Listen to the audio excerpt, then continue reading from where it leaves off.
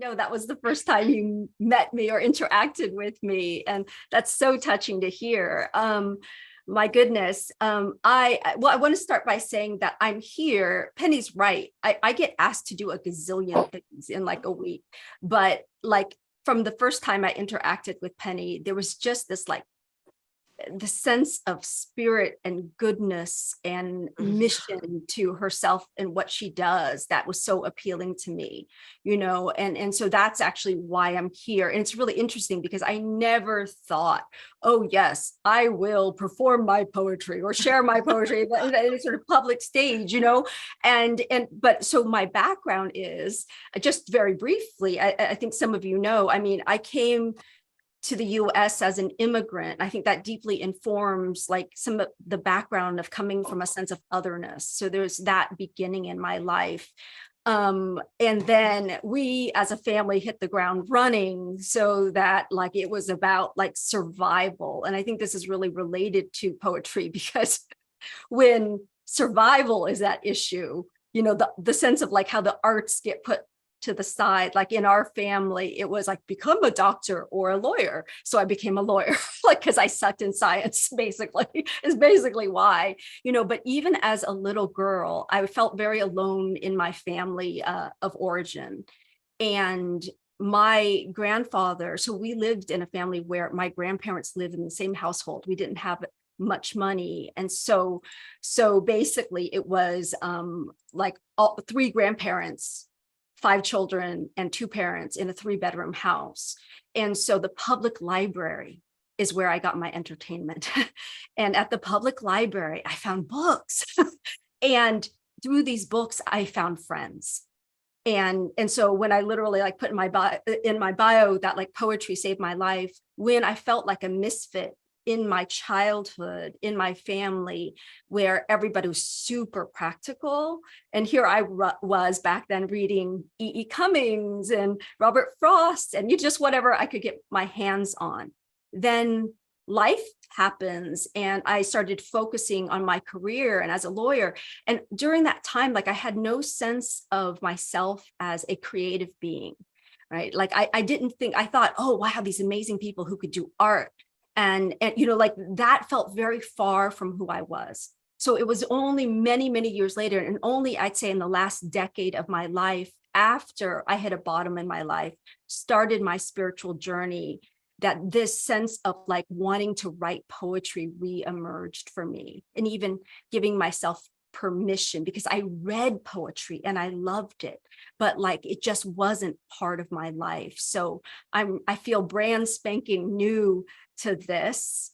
And so that's the background from which I come, as Penny mentioned. So after, like as a lawyer, I had a spiritual awakening and became a unity minister. And so that's the context in which Penny met me as a unity minister, leading that womankind event at our church.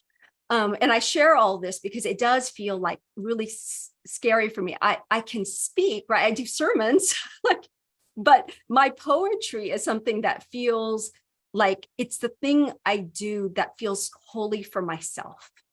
It's the thing that arises in me. And so it feels super intimate to me. And it's hard for me to put something out there when I feel like I'm not good at it. Like I feel amateurish, right? And so that all those are the reasons why I would have never deigned to, like say, hey, I do want to do a poetry reading. So I'll just jump really quickly to Penny's story. So as we were sharing, and she was sharing how, she was hesitant to like ask me. It so happens that my partner, Colby, and I, we do vision boards. And this year, when I do a vision board, I don't sit there and think, what do I want to create and manifest? I actually meditate on it. And then I put things up there that like, I don't even know why I put up there. Like I have thinking like a dolphin on my vision board right up there. That's right behind y'all. Like I don't know what that's about. That just felt right to put on. But at the top left corner, poet, it's in big letters. And I don't know exactly why. I mean, I know I'm writing a book, so poet and writer, but I put poet up there. And within like a month, Penny reached out to me and I'm like, oh, okay. Something in me wanted this and knew this before I consciously did. And so my yes was just a very clear yes when she invited me in. So with that, I want to say that part of why I even have the courage to be here today is that there's a local group in Kansas City called I'm like the Mystic Poets Group. And I'd like to ask if you know how to raise your hand with the feature to share, because had I not started coming to this group, Ben, Neil, Maka, Keith, Bob, a whole bunch of folks here, I would have never like the safe and sacred space held by that group that's not competitive, that was so inviting, helped me to, for the first time, read my poetry in a group of people, at first people I know, and now branching out to people I don't know. So I just want to thank you for like the space that you held that was so encouraging for me. Yeah, it means a ton to me. It's why I'm here. And it's not just the safe space, but that notion that you need to read to be a good poet or something, listening to the poets in the group. It's like I wanted to steal their phrases. That's inspiring. That's good. That's, so the proximity was supportive. And so I really wanted to name those pieces, because part of why I'm here is it's not about poetry per se, but when Penny said this is a place for connection, there's a hope here that what I'm sharing that comes from a place inside myself, sometimes that I'm not even aware of. Like, so almost every poem I'll share here happened as a result of like, I meditate in the morning and then a poem comes out and I barely edit it. Like it's usually comes out within like a minute and that's the poem. And so that's kind of the place that like I kind of keep close. And it's this poets group that kind of encouraged me to like, oh, let's put it on Facebook, which is where Penny saw it. So with that, I think there's so many words. I will read my poetry. I definitely don't have it memorized. And so if you'll forgive me that, I'll begin here. The first poem I want to read, I'm not going to give you context on all of them necessarily, but this one is particularly meaningful to me. I have a friend in our evolving I'm an Enneagram teacher and presenter. And in our community, I have a friend who just entered hospice this past weekend. And he was diagnosed with cancer about 1.5 years ago. I can't even remember now. And was fighting the good fight and doing chemotherapy. And in September of last year, when I think he decided it was too much and that he was stopped, this poem came out. So again, it came out right after a meditation. I had been thinking about him that morning, and I visited him in hospice just on Monday. So I want to start with this poem.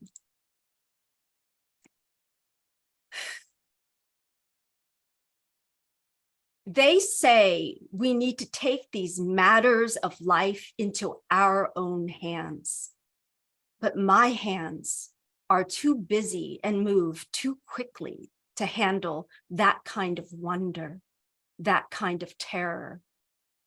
Because people forget to tell you that the matters of life include matters of death too.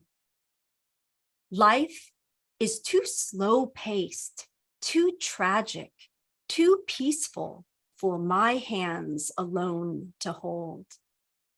I have to nestle everything in my lap. I have to caress the balding scalp of the world, full palmed and soft bellied, embracing.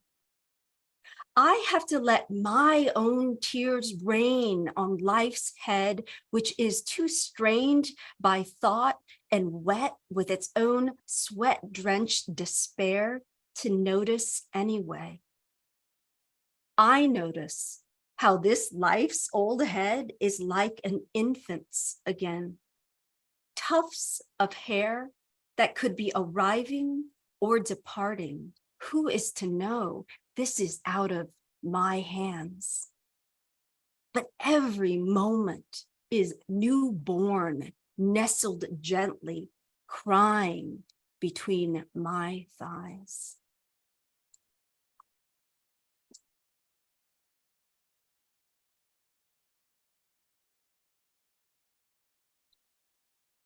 Thank you. And I did, Penny said that we can be interactive here, that it's a conversation. So I want to kind of open it to that if anyone is called to, but not necessarily. And yeah, so I dedicate that to George, whom some of you know. Next. I just wanted to say what a joy it is to listen to you, Nhien. Oh, thank you. Thank you. I mean, beautiful.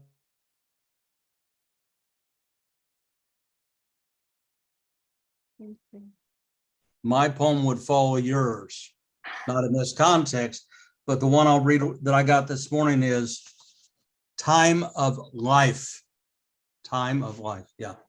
Thank Which you. sounds like it was a partner to that poem. Yeah, I look forward to it. Yeah.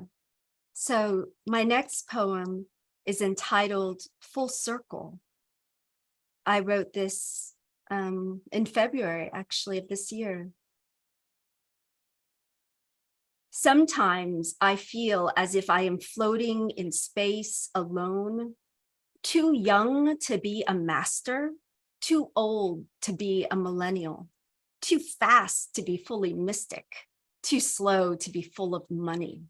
Sometimes I feel as if I am anchored by ancestry, stuck alone together, too individualistic to represent, too communal to renege, too fearful to rage, too brave to retreat. Sometimes I sense I am more than I think. I am more than you think. You are more than I think. The universe is more than we think.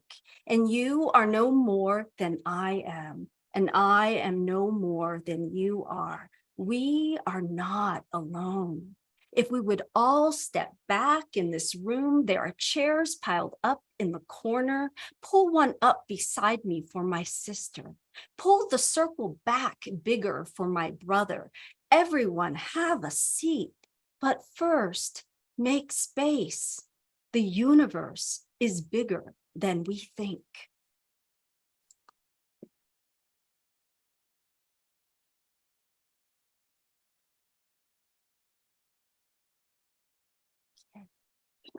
That one doesn't get old, man. Thank you, Q. You're always so modest about your poetry, Nhien, and then whenever I hear it, you blow me away, and I can't believe you don't realize how good you are. Thank you. Thank you so much. Y'all are amazing. Okay, this is from spring of 2018. This actually arose when I just was walking Antioch Park. Actually, Victor's here. We walked that park a lot, and while walking, I don't usually text while walking, but I basically wrote this poem while walking. So the scent of possibility. There is a sweet and slightly tart fragrance to things unseen, to potentials yet to be lived. Ironically, it is not unlike the scent of a wilting flower that has borne too much sunlight and then darkens but does not fade. There is a scent to stillness that is not perfectly still at all, but reeks of infinite choices. It wafts, I smell it in the air. I stop to breathe it in. When everything's in bloom, as in spring, the scent of things past fades away, and all I can remember is the future. It reminds me of how close we live to everything, to the past and to the future, while never touching either. The scent of anything, well, it's a little bit of life leaving, but then nothing in life ever really leaves.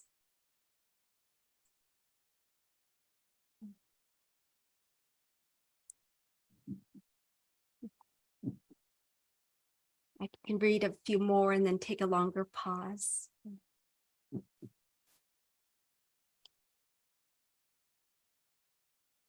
So this one was published in the We Moon calendar. It was someone in our Mystic Poets group, Lynn, who heard me read my poetry and suggested I even submit my poetry. And this one made it. This joy in nothing. I wrote it one morning when I woke up super early. This is 2019. This joy in nothing. Sometimes you wake up with this inexplicable joy, with your gut curled up into a Cheshire smile, with your left shoulder pulled back into a wink that no one else can see.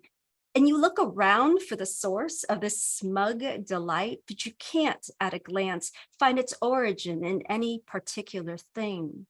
Not in the whisper of a morning that gently beckoned you awake just in time and well before anyone else would even think of rising, not at this Mad Hatter coffee over tea hour before the light of the sun has even sprung. So you know that not even beauty is to blame, not for this.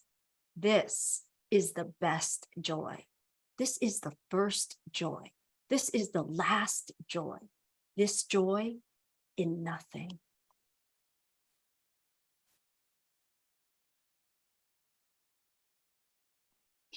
Oh my God, you're making me cry.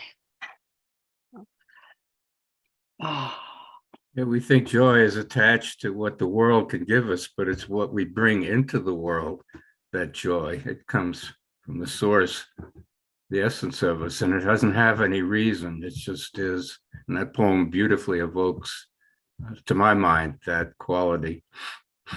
Causeless joy. Yeah. It's a beautiful thing. Thank you.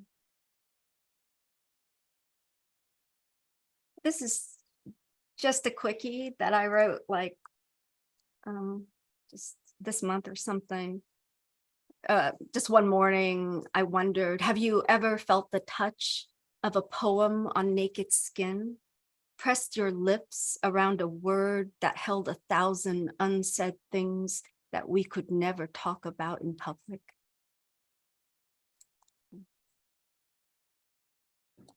Sometimes the shortest poems have the most content, and I think you nailed it on that one, Nhien. Well done. Thank you. Absolutely. And Yeah. Nhien, one of the things, you were talking about like this joy, right? The comment about how, people associating joy with what the world, I think how the expectation is, that you find joy by achievement, you find joy by your profession, you find joy by all of these things. And so we're kind of wired to think about joy as a reward instead of an experience. But it's interesting that once we break out of that mindset and start being more fully engaged in life, how joy just becomes an expression of that expansion. And I have, even in the years that I've been watching you, Nhien, I've seen it in how your life is unfolding. And I think it's coming through in your poetry. And I think it's coming through just in, all of the things that you're doing. And it's just so beautiful to hear this joy coming through you, to look into your eyes, to see this human vessel that you're in expressing this. I cannot thank you enough. And you are, yes, bringing tears to my eyes as well. Oh, thank you so much, Penny. Wow, beautiful. Y'all are the ministers here. Like I can hear the ministry back toward me. Yeah. Okay, this is a longer one. This is actually the one that Lynn heard, which she suggested I submit to We Moon calendar. Okay, I was actually getting ready for sabbatical as a minister, and it's called On the Seventh Day She Rested, 2019. When people ask me, what will I do with all this time with myself and away? I tell them truthfully, I'm not going anywhere. I don't need to leave. In fact, I'm learning how to stay. I am sitting in bed, flirting with fresh ideas of a more fecund and feral faith, ideologies of blanket fertility, male and female and gender fluid issue, glancing on me like every morning's rays through cheap white blinds. I am batting tiny black lashes curled upward in hope, held perfectly upturned by yesterday's waterproof mascara, my hot mess hair hanging to mid-back and black and netted and nestled in fabricated down pillows, unabashedly finding them better than the real thing. These minted, manicured fingers of every woman take their time fondling ancient truths, untempered by time and buried inside the encrusted curves of a primordial seabed. I am rounded by this pain and legions of liquid shame. All my female ancestors are holding their breath, cramping underwater, wondering whether the eggs inside us can hatch all on their own. Mother Mary did it. Why can't we? Stories of ecstatic union sweep over me. And now, beloved, I am taking both our hands. I am pressing them together in Anjali Mudra, which Christians call prayer hands. And I am repenting again and again. I am surrendering to our former enemy, the silence. Shh. Our mother and her mother and their mothers do not say a word. And I understand their wisdom and intentions better now. And I give in when people ask, what will she teach us now after all this time away? I take my time and I do not breathe a word.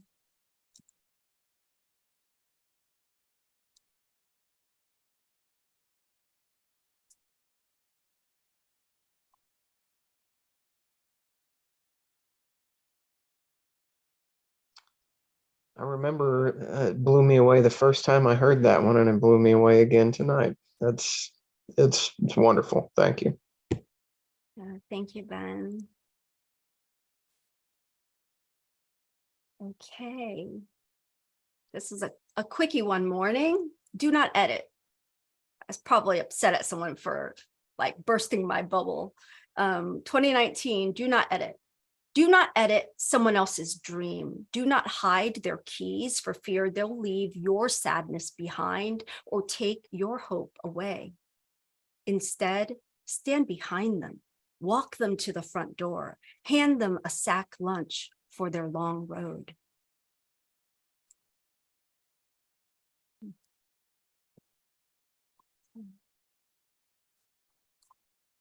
I look back at all of your images and just to see. Okay. Okay. I had to throw just one or two more pissed off activist ones in here. So just like Go. one or two. Yeah, bring it on. 2019 protest. So I know too many couch activists, you know the type. They scream and shout punctuated protests as they march loudly to the fridge for more beer or nowadays kombucha. It doesn't matter which fizzle they read, but only from their favored sources. In their favorite chair, faux fabric, which leans neither left nor right really, but back just so. It's awfully hard to get back up when one is so comfortably positioned, propped up from behind by volumes of some expounding expert's history of knowing, bound and stacked from floor to ceiling. The ceiling fan whirls and all the hot air rises. Pissed. It's like, get off your butts. Are you out there watching me demonstrate? Is that what it's happened? Yeah, I was going to say, I think he just called me too. Well, no, not really, but I like it. Very playful. Where's the demonstration? Yes. So, that's my angry one. Okay. Oh, wait. Okay. And then this is 2020, very short. I call it Justice Commutes to Work. Justice wears tattered garments, rolls up her sleeves, and takes the bus to work today. Yeah. I see some of you got that really quickly. So takes the bus. So, okay. Now back to spirituals. Well, oh, wait, okay. Is this okay? This is about love. I guess it's spiritual. It's called Consolation. Okay. And I'm looking at the time. I want to make sure everybody has time for their open mic. So, okay, Consolation, 2019. I guess I wrote a lot in 2019.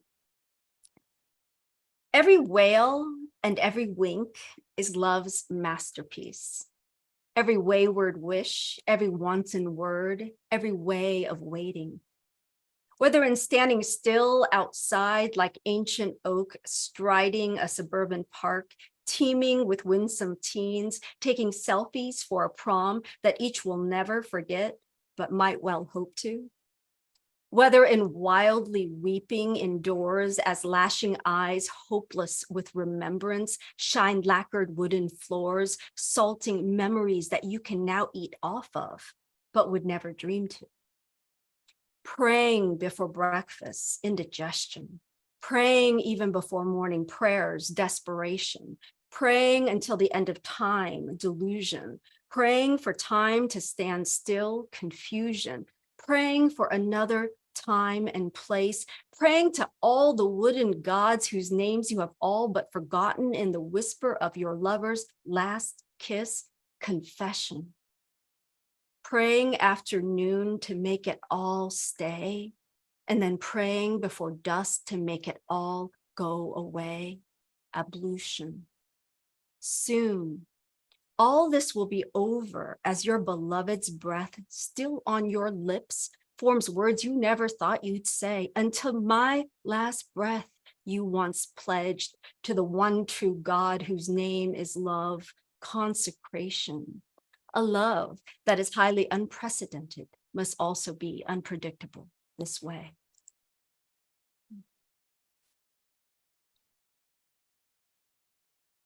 As you recited that, Nhien, I was struck by the musicality of your voice and your poetry. I was just hearing the music, and that is as much a part of what you might call the message as the message. So thank you.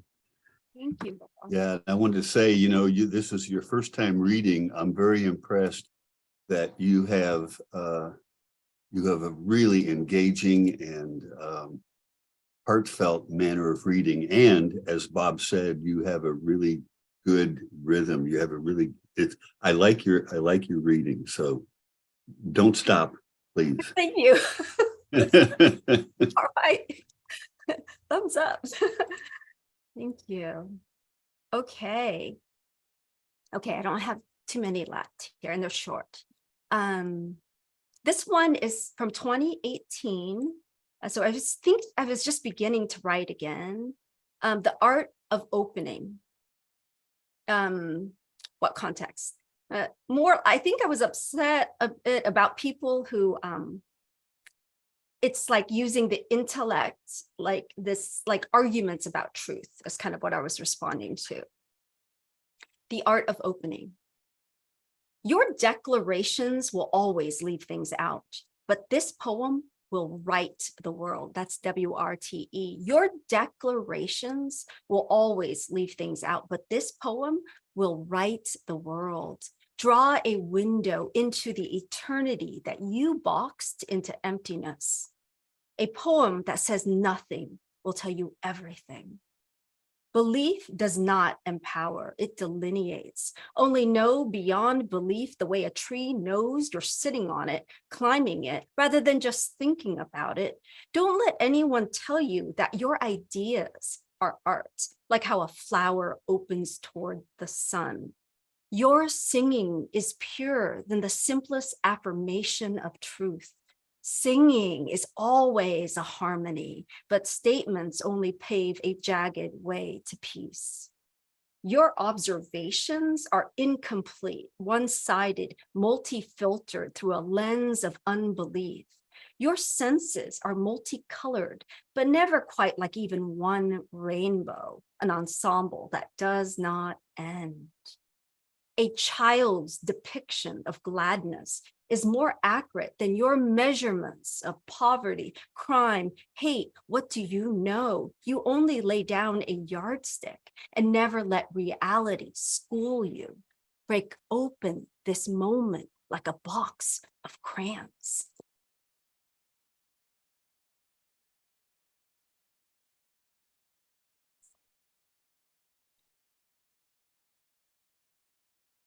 Okay.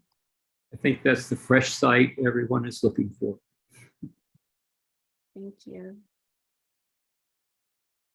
Okay, let me take a quick glance here. Okay, just like I think 2 or 3. Okay, faith's deliverance. You know, minister got to write about faith. Faith's deliverance from 2018. Hope is fragmented until he is fostered by faith. Faith is fecund, fertile, fruitful, and lacks the shallowness of hope, which flies mightily about, barely skimming the past while flirting with future ideas filled with grandiosity. Faith, however, rests in undoing and finds rest in being herself. Hope offers the promise of the morning sun, but faith is its deliverance.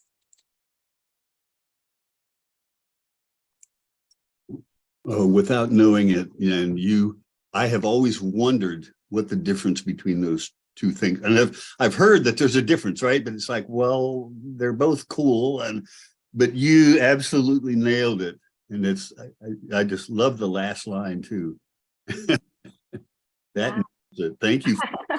Thank you for giving me that insight. Thank you, David. Okay, let's see here. This one was recent. Oh, February 2023. Just kind of a random moment. I think I was pining over like wanting answers. It's called Nothing. So you know the result already. So nothing. In this chill of winter morning, Mother Sky is black and still, unaccompanied by her young and blanketed starscapes, still waiting for her daybreak. He is no faster than the speed of light.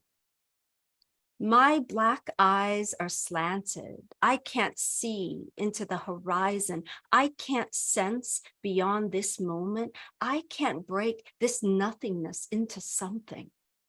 This is everything.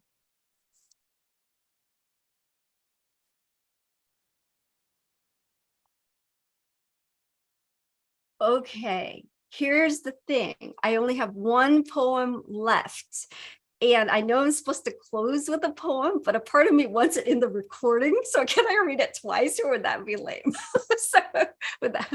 So what do you think, Penny? Can I read it now? And then Absolutely, absolutely, I really would love to have it. Okay. absolutely. Okay, and many of you have heard this one. It's actually my favorite. And again, this one came right after our centering prayer sit, one of our kind of like the way that our group meditates usually. So, okay, last one. This is called I Am You. If you are still wanting to hide in the shelter of blackened wood and splintered winter trees, even if I see you, I will not seek for you. But if you are wanting to be found, you will find yourself in the limbs of summer's green, and you will know yourself to be made of its same sunlight. If you are still shifting, suffocating lies like desert sand, though I hear your stifled cries, I will not shout of stillness on your behalf in the midst of your maelstrom. But if your lips are dry with thirst and crack open with truth, then I will keep my sacred word and whisper of our shared destiny, and I will breathe the first real breath you gasp along with you. If you are still thinking you are above or below, then I cannot stand with you. But if you entrust your mediocrity to me, I will kneel before you like a mountain I have known your climb. And when you are nothing more than a dandelion in spring, already half shattered by the wind, I will blow on what is left of your unpatterned seeds, and what you once broke, I will make whole again. What you destroyed, I will create again. What you lost, I will find in you again. What you forgot, I will recount in us again. That single number, 1 + 1 is 1.